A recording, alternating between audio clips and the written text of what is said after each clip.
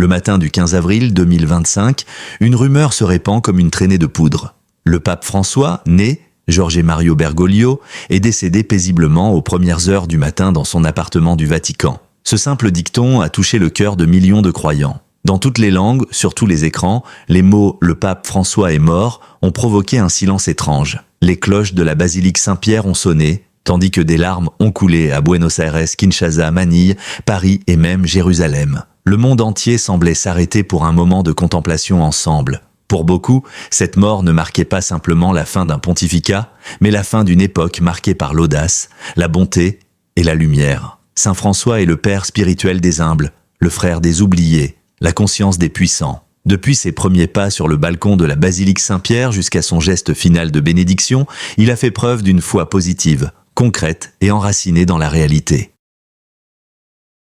Né le 17 décembre 1936 dans un quartier ouvrier de Buenos Aires, Jorge Mario Bergoglio était le fils d'un cheminot piémontais et d'une mère dévouée. Dès son plus jeune âge, il a appris la valeur du travail, de l'humilité et de la solidarité. Atteint d'une grave maladie pulmonaire dans sa jeunesse, il développe une relation intime avec la fragilité qui ne le quittera plus. Ordonné prêtre en 1969, il fut avant tout un éducateur strict, parfois critiqué, mais toujours animé par la foi et la justice.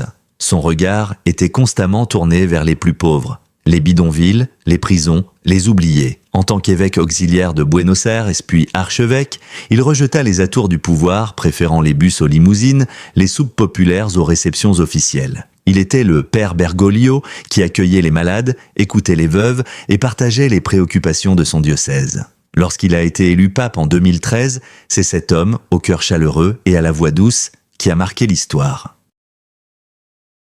Dès le premier instant, François a dépassé toutes les attentes. Il prit le nom de Poverello d'Assise, refusa le manteau d'hermine et demanda aux gens de prier pour lui. Ce geste fondateur résumait son projet. Renverser la perspective, remettre le peuple de Dieu au centre, ouvrir l'Église à la tendresse, à la compassion et à l'écoute. Son pontificat a été marqué par des gestes forts. Laver les pieds des prisonniers musulmans, dénoncer les dieux de l'argent, embrasser des enfants difformes, ouvrir des conciles religieux avec des paroles de femmes, pleurer avec les réfugiés. Il a publié l'encyclique Laudato Si, un appel puissant à prendre soin de notre maison commune et un engagement constant en faveur de la paix, du dialogue interreligieux et de l'unité dans la diversité. Certains l'ont critiqué, le jugeant trop moderne, trop politique, mais ils oubliaient que François ne cherchait pas à plaire aux autres, il cherchait à aimer.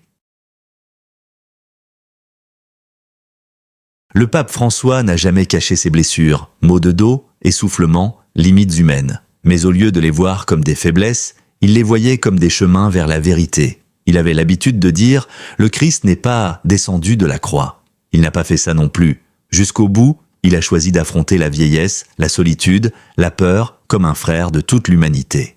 Dans ces dernières années, faible mais toujours lucide, il continua à recevoir, à écouter et à bénir. L'image de ses mains tremblantes posées sur des visages fatigués restera à jamais gravée dans les mémoires. Son humilité se manifeste dans les détails, la croix en métal, la salle solennelle, son silence. Il a refusé d'adorer la perfection. Pour lui, la sainteté n'est pas un état restrictif, mais un chemin ouvert à tous ceux qui aiment, pardonnent et restaurent. En cela, il a changé de théologie.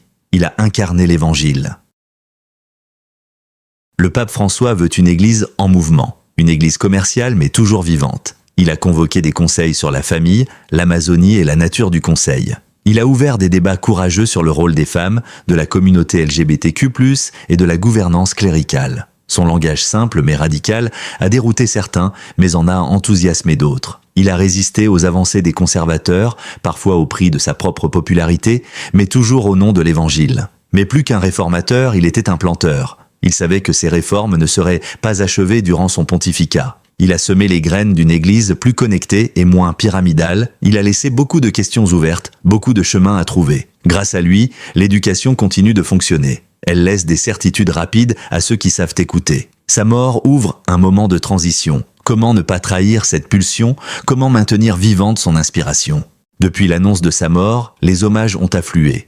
Des chefs d'État aux enfants des bidonvilles, des rabbins aux imams, des athées aux croyants de toutes les religions.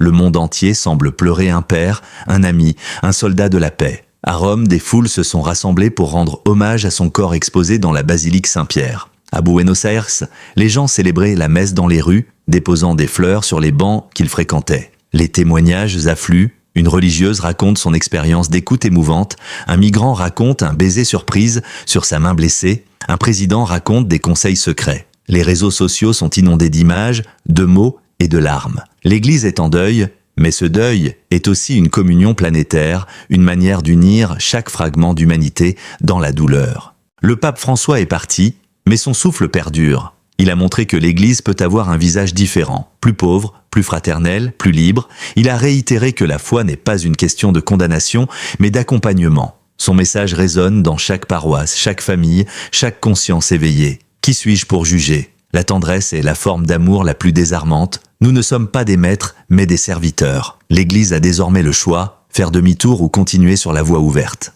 Le prochain pape devra poursuivre cet héritage avec courage. Mais plus important encore, ce seront les croyants du monde entier qui devront incarner ce qu'il a semé. La miséricorde, la justice, la joie de l'Évangile. Car François ne voulait pas de disciples froids, mais des artisans du royaume. Et peut-être qu'un jour, dans une petite église, un enfant demandera « Qui est le pape François ?» et un adulte répondrait simplement « C'était un homme qui savait aimer, et par cet amour, il a changé le monde. »